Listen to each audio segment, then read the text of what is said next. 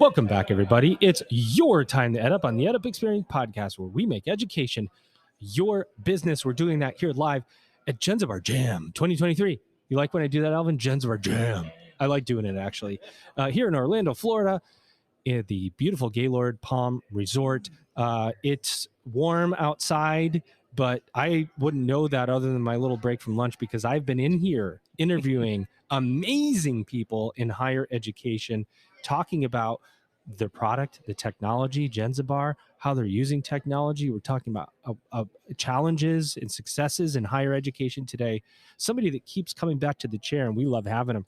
He's the one and only Jeff Ellie. He's Director of Product Management at Jenzabar. Jeff, welcome back. Good to be back, Joe. You've almost done as many episodes as me now. Exactly. But now you know how it feels when we're at Jam. We come in from the sun, and then we don't leave until Saturday, right? This is just what it is. This is the experience. Now. Exactly. You just got to live it when you can. That's it. Well, we're going to talk to an amazing individual today who's doing pretty incredible work to serve some of the underserved out there. Here he is. He is Al Anderson, CIO at Salish Kootenai College. Right on, you got it. Ooh, That was awesome. good. I've been sweating the whole time. Stop the landing.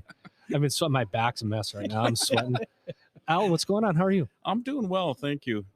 Enjoying myself here. I was just talking a little bit ago about how inspired I was at the opening kind of keynote with Amy, and just how what she said kind of resonates with all the things that we're trying to accomplish, both Jenzabar and, tribal colleges and this organization we're going to talk about. Well, before we get into that, I do want to find out about how your conference has been going so far. Are you learning? Are you delivering information? Are you learning information? Are you reestablishing or establishing relationships? How's it going so far? Yeah, it's always funny. You're walking down the hallway and somebody, especially Jenzabar people will say, "Hey, I've been emailing you." And you're like, "Oh, yeah." In fact, I ran into one person. You're like, "Oh, no, here comes Jeff." The first night I was here, I get on the elevator to go down, and I see a person that was helping our integration stuff, and she had turned on her webcam right at the last meeting that we had, said, "Well, here's what I look like, and you can see me there." And she grabs me in the elevator and she's like, "Hey, I know you." That's funny. I'm like, wow. Yeah. Whoever invented the name tag is really underrated in history, because without these, you wouldn't. I'll tell you, it's tough. You didn't know who you're talking to, but you might be having good conversations still, anyway, like we are today. Absolutely. I want to just recognize your work. I mean, you're sitting on the leadership board of the Minority Serving Cyber Infrastructure Consortium. I think I have that right. Yeah, you got it. So what is this? And it's very intriguing. So tell us about it. So this is a consortium group of over 300 minority serving institutions. Amazing. So they vary in size from little tiny schools to great big schools. And our effort is improving the cyber infrastructure of these institutions. And in cyber infrastructure, what does that mean? Well, that means all that technology that's used for education, to provide education, provide research opportunities.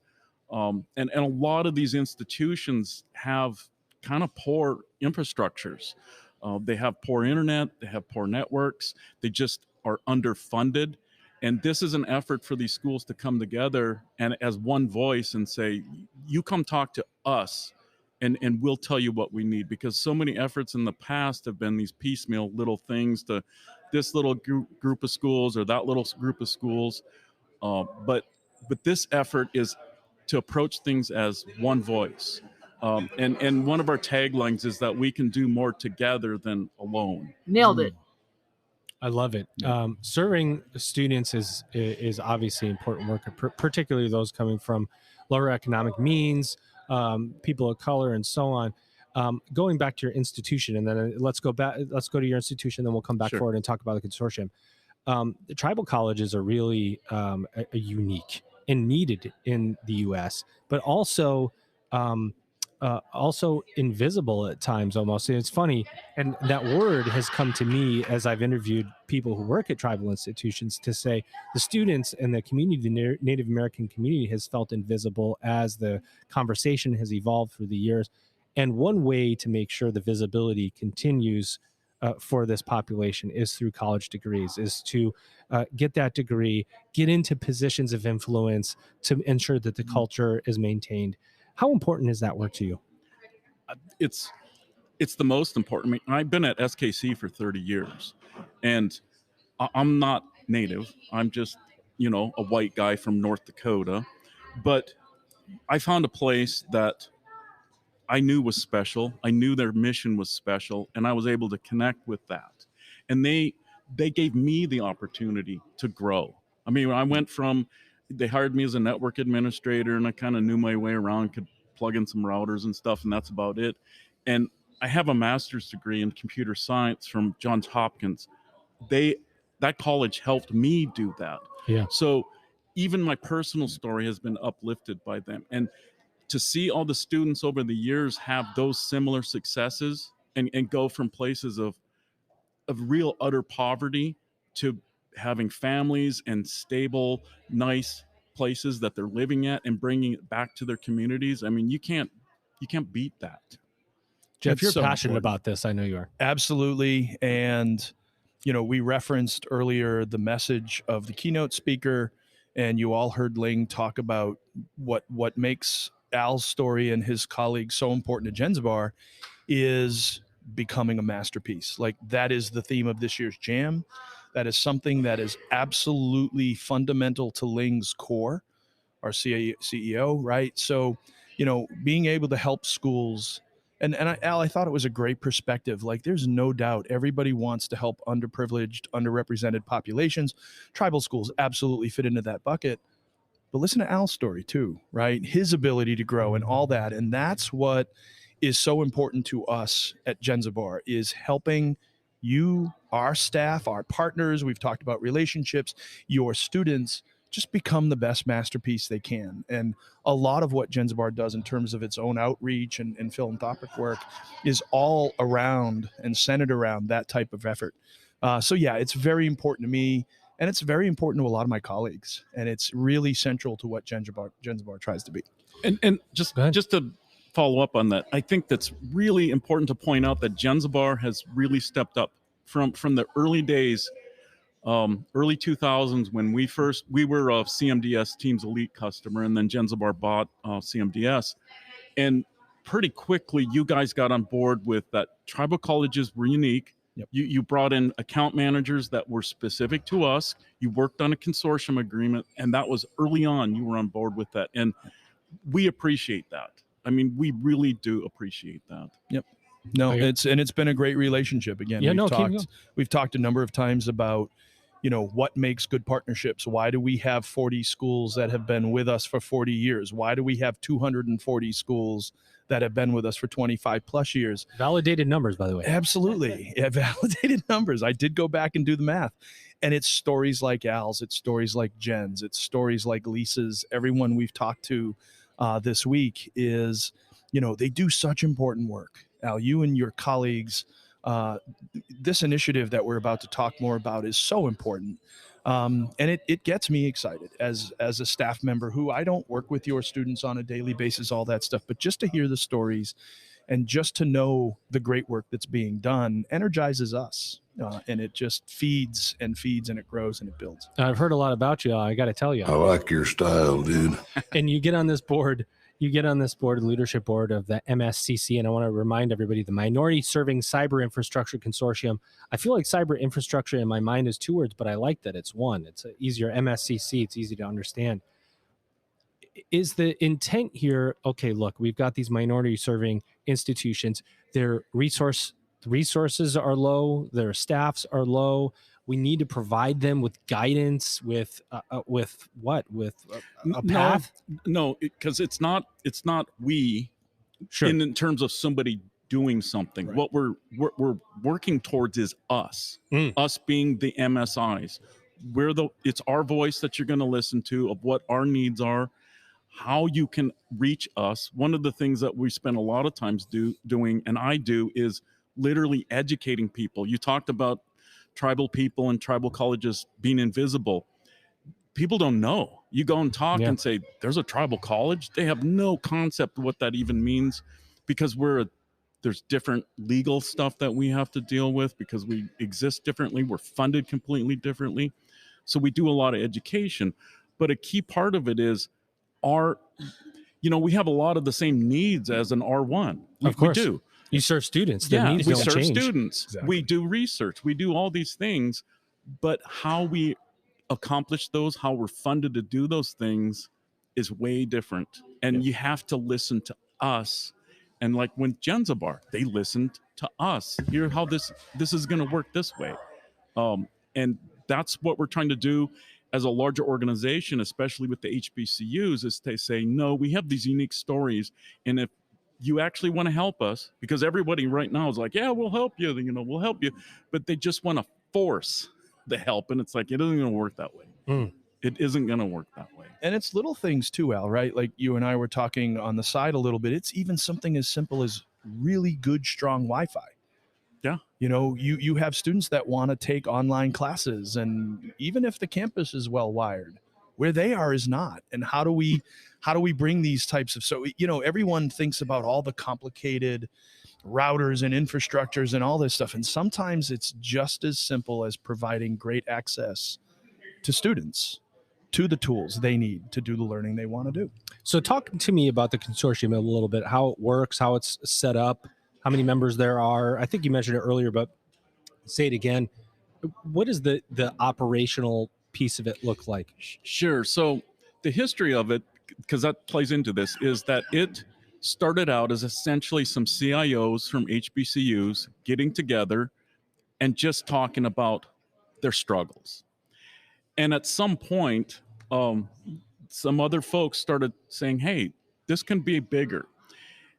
And I don't remember the exact timelines here, but at some point, NSF, National Science Foundation, got interested and said to them, look, we're seeing something here.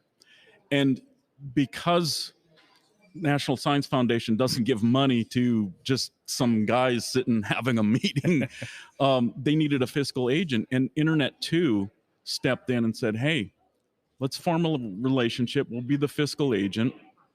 And then they got their first grant 2 years ago from National Science Foundation, and that started helping kickstart some of these efforts. Epic.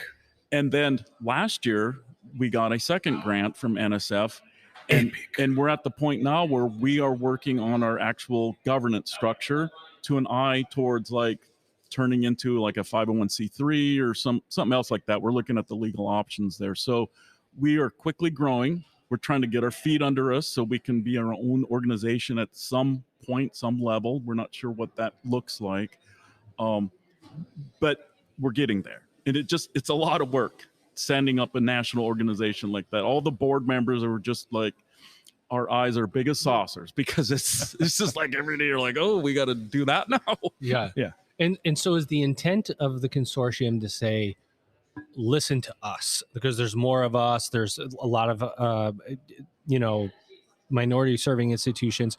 We have buying power. We have influence.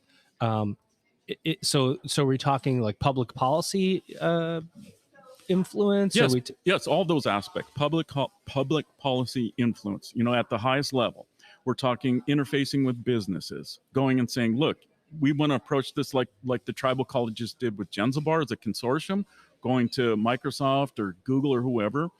We have this relationship with Internet 2, so we're going to be able to leverage some of those already established things that Internet 2 has. We're still in the throes of negotiating what that actually looks like. But the effort is to approach it and say, you can, as a block, we want to talk to you as this block.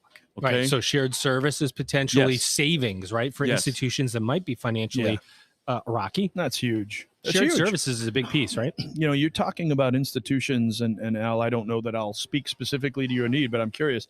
You're talking about institutions where 1, 2, 3 heads or not is a budget year or not, right? Like it's that type of, sustainability that we're talking about, Al and his colleagues trying to create here, where, those enrollments are so fragile, and every little thing you can do to kind of make sure, because we always talk about the students needing the opportunity and how these schools that provide that are great, but these schools don't stay open can't make budget and we can't get that funding in there. So anytime you can share resources or you can get funding through grants because of the power of a group this size, that's just fantastic. Yeah, the key here, one of the key things you just said, and you just said it now, is the shared resources.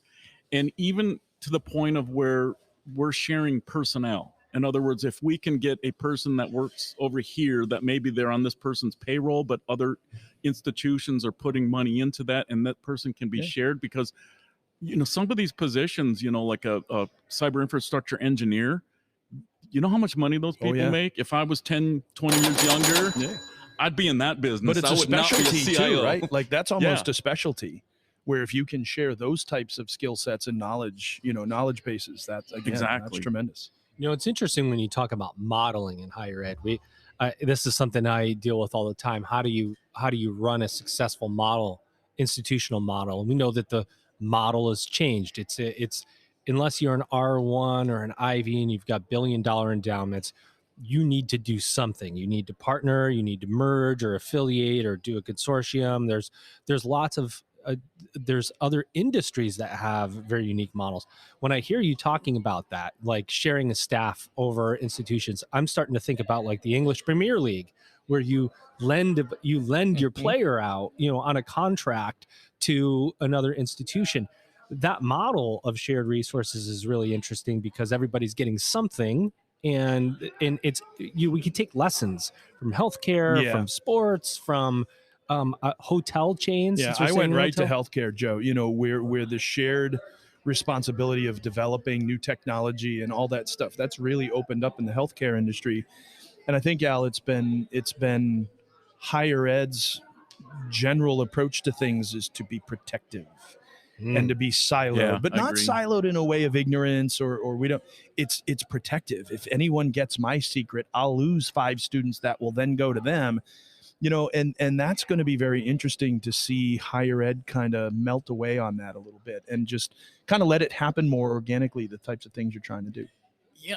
And the thing is, I think that's true in a lot of mainstream institutions that kind of challenge that way. For tribal colleges, it's a little bit more unique because we serve our populations. And by and large, a tribal member from the Confederated Salish and Kootenai tribes, they're either going to go to SKC or they're going to go to generally one of the Montana anchor institutions. And that's about it. And that's the same for the other tribal colleges. It's the local members are going there. Now, that being said, I'll state up front that, SKC is a little bit unique in that way amongst tribal colleges because we have we have students that represent 53 different tribes. So we're a little bit that's unique, isn't it? That. Yeah.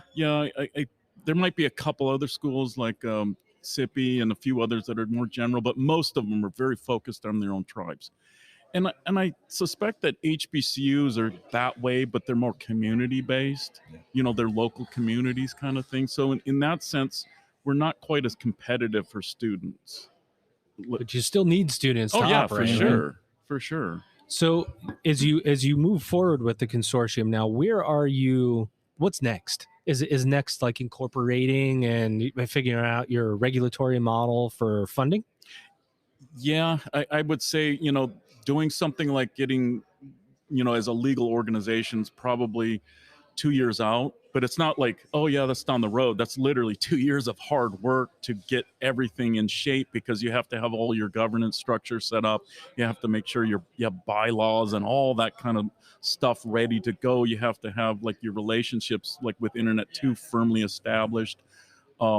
So we're kind of got these parallel tracks because we have these grants going on. So we have pilot programs. Right now we have 5 proof of concepts going on where we have cyber infrastructure facilitators helping these 5 schools improve their cyber infrastructure. They each have their own individual plans of what that means, improving their cyber infrastructure.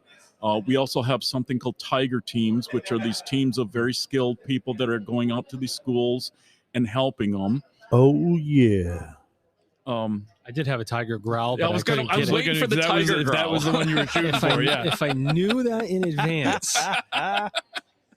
What I love about this, though, is that the work can start now, can it? It is. The advocacy, the hey, we're going to be a group that you must reckon with, that we're going to have a voice. It's going on right now. I mean, we just had our first annual meeting in Atlanta a couple weeks ago. It was great. The turnout was great. We actually had a person from the White House, from the HBCU office in the White House, was one of our keynote people. So we already have a presence, and we're already doing things. These proof of concept pilot programs are ongoing right now. Literally, they just last week they were down at Jackson State doing like a process or whatever they do. They haven't visited me yet, so I don't know what they all do. Well, they'll come and they'll visit you, and hopefully it'll be a positive one that you get a lot out of, right? I mean, yeah, for sure. Jeff, what do you think about all of this? I mean, think about, this is important work. Oh, it's very important, and it's very encouraging to hear. Yes, it is. It's I don't want to say dark times, but they're cloudy times, right? In higher ed, federal funding is uncertain. Like you said, if you're not Harvard, who owns Cambridge, and if you're not BU, who owns Brookline Ave, and all that stuff, man, where's the money coming from? Yep. And these types of efforts, I think, are unique. They're cutting edge, and again, who can't get excited about helping underrepresented and underprivileged students? That's right. And you actually are getting us excited, Al. I got to be honest. Your passion comes straight through the microphone, Yeah, like a dart. Bullseye. Nice. All right. Well, guys, I want the tiger. you know what? Too much pressure for me to get it right now. I won't find it even if I go looking for it. Here we go, guys. What a great conversation. The main takeaway from this conversation needs to be is that there is a minority serving cyber infrastructure consortium. It exists. It is going to grow in its prominence. And if you didn't know it, you learned it here at Jenzabar Jam with me, Jeff, and Al. My guest co-host today, he's Jeff Elliott, Director of Product Management at Jenzabar. Jeff, thanks for being a part of this episode. Absolutely a pleasure, Al. I can't agree with Joe more. The passion is just palpable. And thank you for the work you're doing, because I'm guessing this is above and beyond everything else you have to do. And, Oh, yeah. So it has to be a passion project. But students need folks like you. So, help them become their best masterpiece as they've helped you. And I appreciate being inspired by, the keynote sessions here and even your guys' word. It helps me get up in the morning on those days that are kind of a little rough. Well, CIOs don't really have that much to do these days. No, it's not like not technology. Artificial intelligence isn't a thing. I mean, if you really think about this, go back to January of this year, and AI wasn't even a thing. And then here we are 6 months later, and it's dominating conversation. And people say Chat GBT like they're asking for a Coke. Seriously, like people have no idea there's all different types of AI and all that stuff. It's like, and more reason why you need a cyber infrastructure in a consortium to help you navigate through these items. Our guest of the hour, your guest, here he is. He's Al Anderson, he's CIO at Salish Kootenai College. You got it. How did you feel about your podcast experience today? I enjoyed it completely. It was a great conversation. I thank you for having me here. We loved having you here. Ladies and gentlemen, you've just EdUp'd.